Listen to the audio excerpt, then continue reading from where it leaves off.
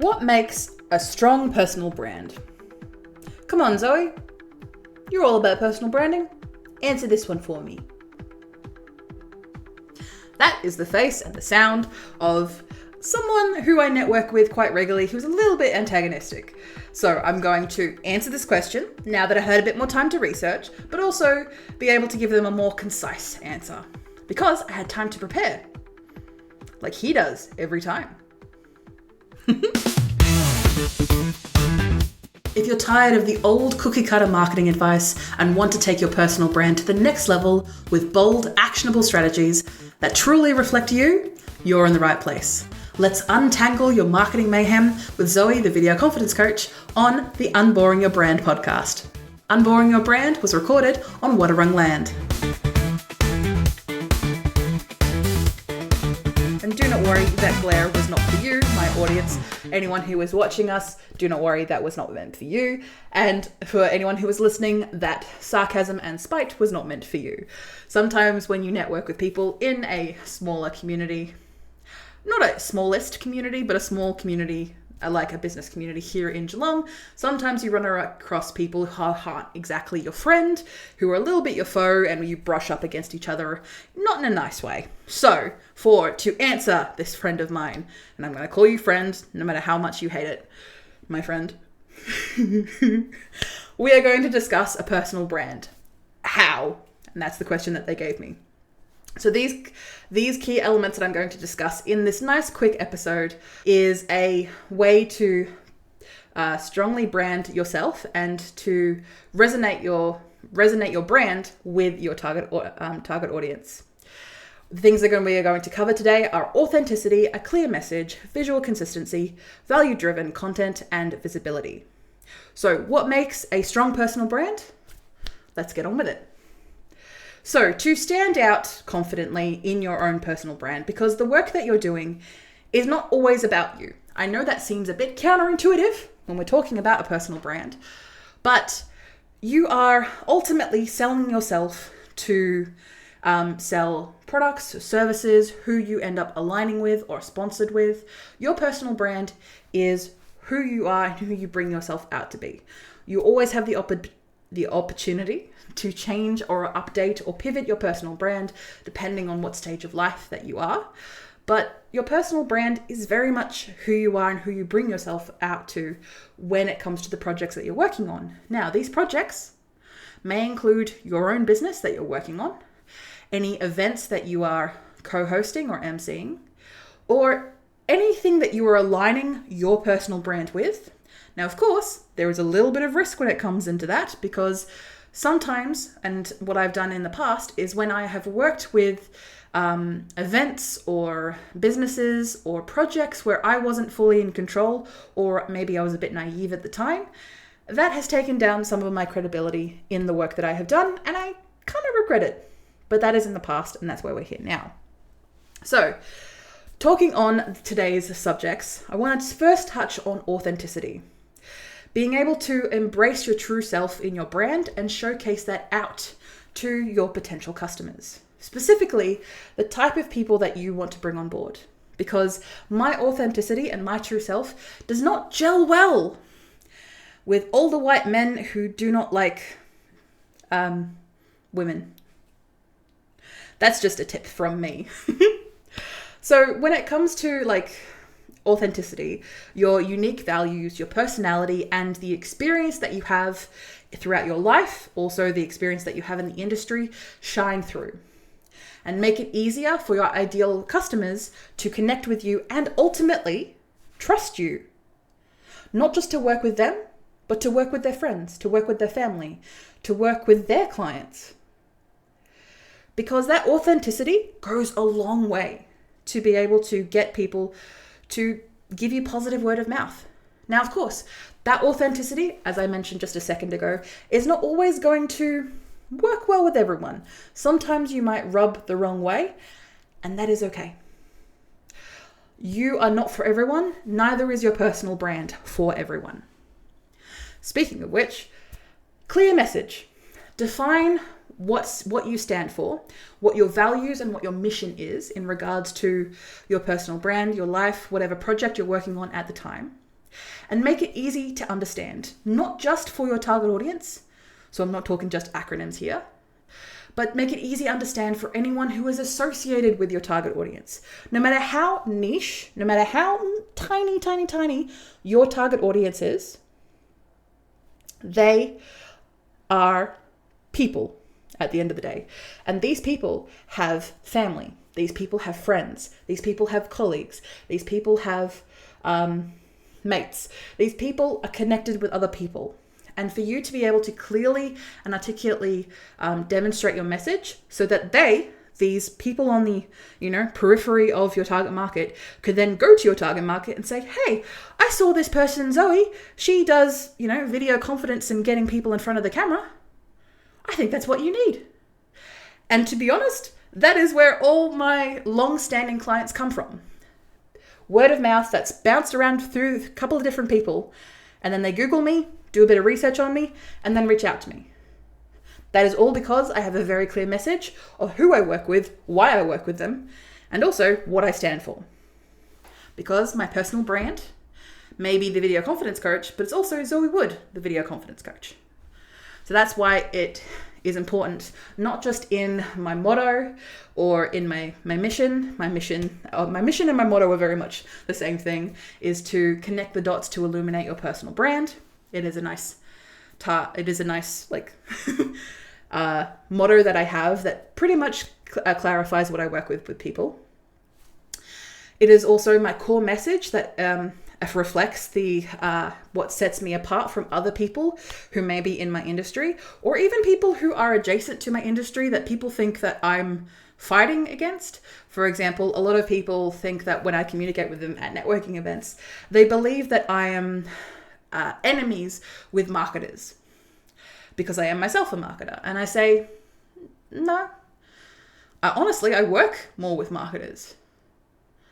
I don't really have anyone that I combat against because the work that I do is a little bit left of center. It's not always a very straightforward job like a plumber or a teacher, or again, those are examples of people that have been, a really set, defined way of roles.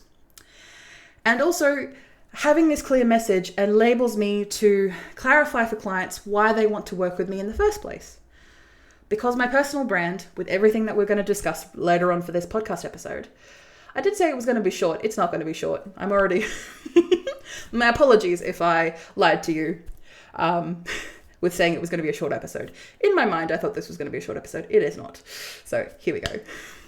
But yes, the clients that would want to work with me, showing this clear message and authenticity and the type of person that I am, will be able to repel or to attract the people that want to work with me. And I enjoy the people that I work with. And for people that I don't enjoy working with, I have other marketers I can push you towards. That is why they're not my enemies, they are my friends. And I promise I don't do it so they have to deal with a difficult client. Not at all. It's just, sometimes you don't work well with people, and that is okay, because people are people at the end of the day, and you have to be able to send people off to a place where they can get more help. I digress. The next thing I want to touch on is visual consistency. Now, I'm not talking just about the type of posts that you put on social media. This is your all over the color palette of you as a person and the way you show up. As you can imagine, for people who are watching me right now, I have a fair few visual consistency clarifiers that I do with my business and my brand. I wear dark, bright blue. So I always wear like a blue shirt or a blue dress. That makes me stand out. I usually have very large hair because I don't like to brush it and it just gets very big. I always dye the ends of my hair blue. So again, that goes with the blue consistency of my visual appearance. And when I go out and put makeup on, I usually have a heart-shaped lipstick. And usually, and to be honest, over the past year, dramatic eye makeup and colors and gems and glitter and everything like that. And that goes with my entire of my authenticity and my clear message, because it communicates to the people who are attracted to that type of stuff and they go, cool, you look fun. They see me at a networking event or at an event in general and they go, I want to talk to you. You are my type of person. And awesome, because you are my type of client. Come on board. This also can demonstrate in the way that you show up online, the way that you show up when you're not physically in the room. So this can include things like color palettes, fonts, the style in your visuals in social media. But this is not just you as how you present as a person, how you communicate your letterheads, how your logo looks, how your website looks, how every way that you market yourself, other than just talking at a person in a room, everything outside of that needs to be visually consistent. It needs to create a recognizable look and feel that clients, potential clients, and leads can associate with your brand. When they scroll on their social media and they're able to see a video that has a bright background, a pseudo-window. So imagine a Microsoft or an Apple window, like the thing that contains whatever you're looking at. And it's got the X and the minus, the expand the window and the close the window button on that side. Yeah, so that thing. And then you see my face. You're pretty much got all the context clues of, hey, this is a video confidence coach post. Will I watch it? Yes or no? That is entirely up to you. But if the algorithm is showing it to you, there's a good chance you might want to see me. So here we are regardless.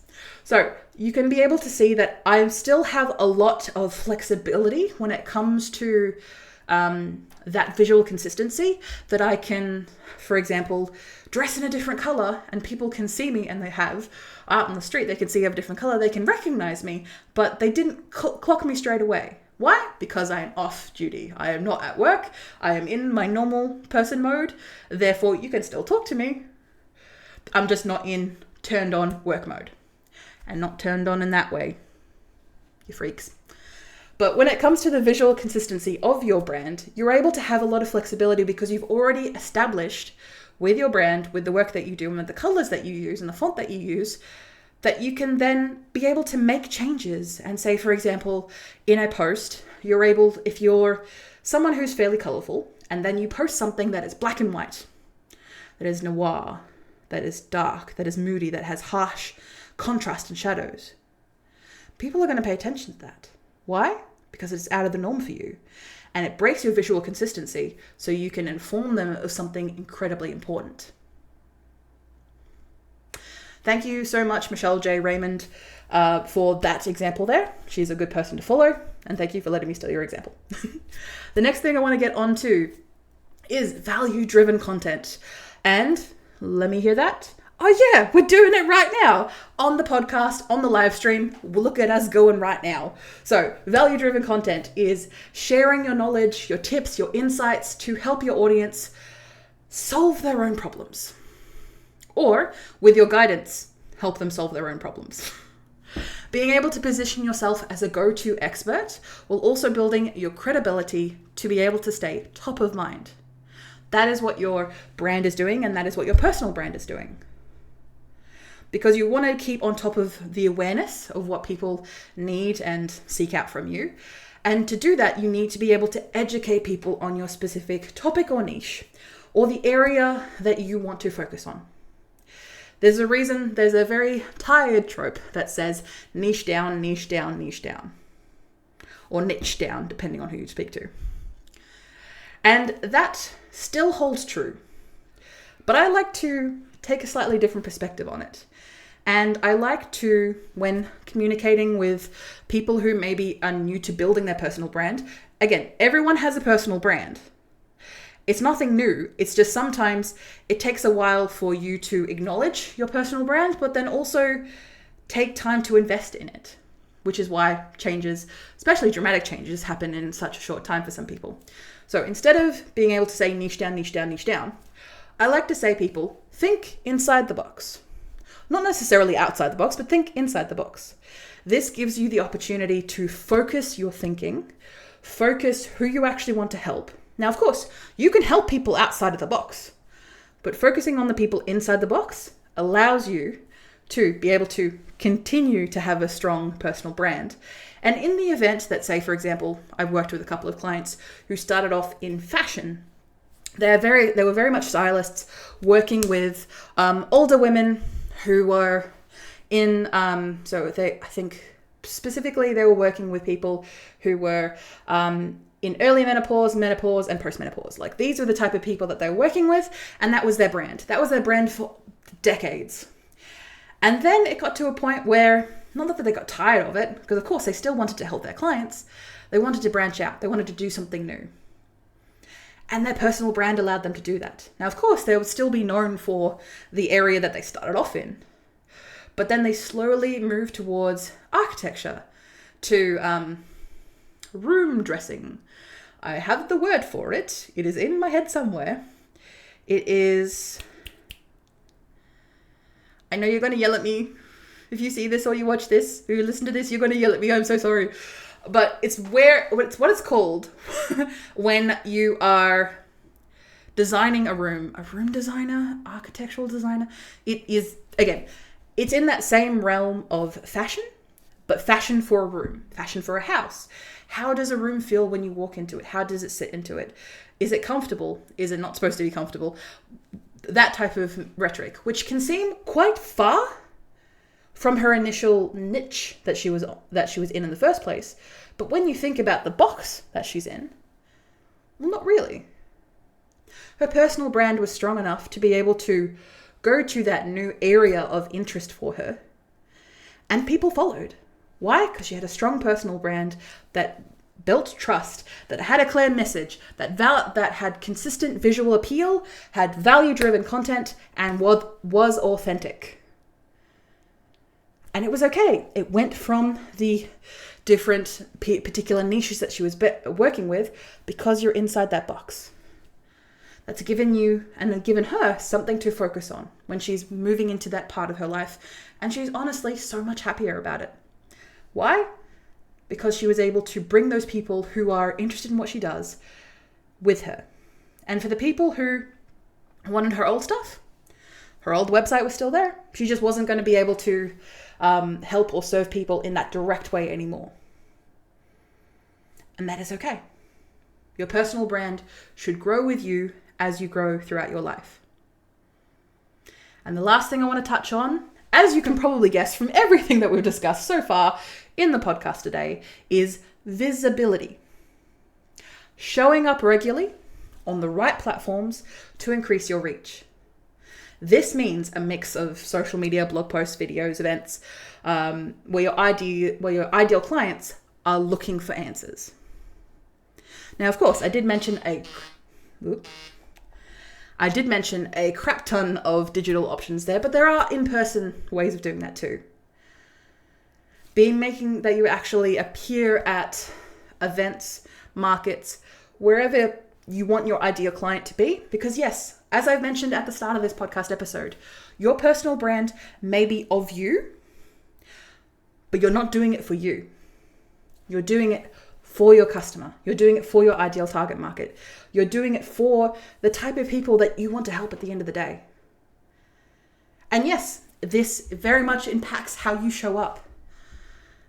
What are you doing after you're showing up? After you're showing up, you're helping people. After you're showing up, you're serving people. After you brought attention to the area that you're focusing on, you are then serving people. You are being in the community. You are helping grow. You are helping maintain. You are helping diminish. Hopefully a negative thing, by the way. Whatever your goal is and whatever you're doing, you want to be able to keep your ideal target and your ideal customers in mind whenever you do something. That also includes your personal brand. So let's quickly go over all of these points that I've mentioned today in this much longer episode than I initially planned. Wow, spite is a good motivator, isn't it? The key elements were authenticity, clear message, visual consistency, value-driven content, and visibility. The last one's quite important. Actually showing up where people are going to see you, and maybe also not where they think they're going to see you, but you're actually needed. And of course, very much with your own personal brand that will determine how you show up. Hopefully in today's podcast episode, and the blog and the video, however you're consuming this content. I hope that you feel a lot better about your own personal brand, or maybe now with these key elements in mind, you're able to see other people's personal brands a lot more consistently, to be able to figure out, okay, this is what they're doing. They may only realize afterwards, or maybe if you bring it up to them, they only realize, oh, right, that's actually what I'm doing, because I'm not showing up purely for myself, showing up to show for others. And I hope that's answered your question, mate, from the networking event that I attended. I love you. We just do not get along and we fight a lot. So do not worry. I don't hate you. It's just sometimes your words are not very clear and then you put me on the spot. But now I've had time to think about my answer as to what makes a strong personal brand, and I've answered it here and now. I'm going to transcribe this, my friend. I'm going to send it right to you. Thank you again for everyone who has watched, listened, and consumed this podcast episode, be it in a blog format or in a listening or a video format. Make sure you check us out at vcc.training for everything personal branding, especially with the power of video, and I can help you whatever you need. I'm always up for a chat. Hope you have a beautiful time. Look forward to seeing you on the next one. Or hearing on the next one. Wait, you're hearing me. I really need to figure out a way of ending these things. Bye. Thank you for listening or watching Unboring Your Brand. You can find detailed show notes with tools, offers, and episode transcriptions. Just click the first link in the description or go to vcc.training/podcast. Get involved and ask me anything about personal branding, video strategy, or just a friendly small business chat via my email, g'day@vcc.training. That is gday@vcc.training. The Video Confidence Coach would like to acknowledge and pay my respects to the Wadawurrung people of the Kulin Nation, the traditional custodians of the land on which I record my podcast. I pay my respects to their elders past and present. I stand with the traditional custodians of these lands in working towards a more equal future. Always was, always will be Aboriginal land. Look forward to me chatting at you next week, superstars.